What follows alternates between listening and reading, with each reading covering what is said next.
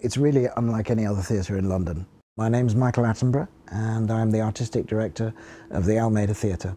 It really is a truly unique space. Because it was never actually conceived of as a theatre, it doesn't feel like any other space you've ever been in. It's not divided by a proscenium arch. It's very much what we call a one-room space. In other words, that the stage comes out into the audience. You feel very, very close to the actors and to the action. Because of the scale of our theatre, and I mean the scale of our stage, it is possible to do King Lear or Hamlet or Julius Caesar, or a musical, or indeed a play with only 2 people in it. We do that which other people don't do. We take a lot of risks, we're bold with our programming. We do new plays, but we don't just do new plays. We do revivals, but not just revivals. The Almeida Theatre is an extremely liberating and wonderful place to run. We do 6 shows a year, and then for the 12th month, we run a summer festival.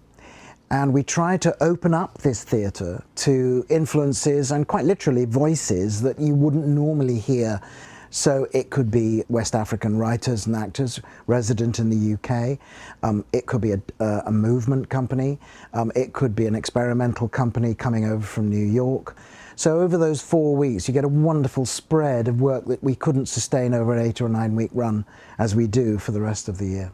I think it's important to maintain a profile that feels like the door is open, that major writers and major directors and indeed sometimes major actors can feel they can pick up a phone or drop me a postcard or an email and say, have you ever thought of doing this? I'd love to do that.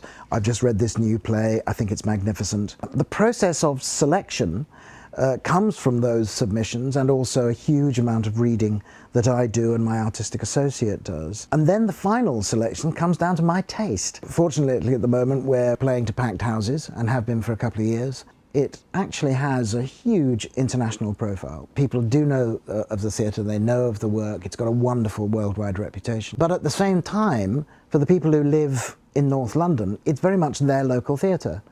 They can come here, they can park, and they can afford the tickets. The tickets, because we're subsidised, are half the price of the West End. I think we have a responsibility to reflect the world immediately outside our doors. And so I've aspired ever since I came here to attract an audience that is broader than the one that you would conventionally think of as watching a play, which tends to be, frankly, middle-aged, white like me, middle class, and I don't want to deter anybody like me, but I would like to broaden it.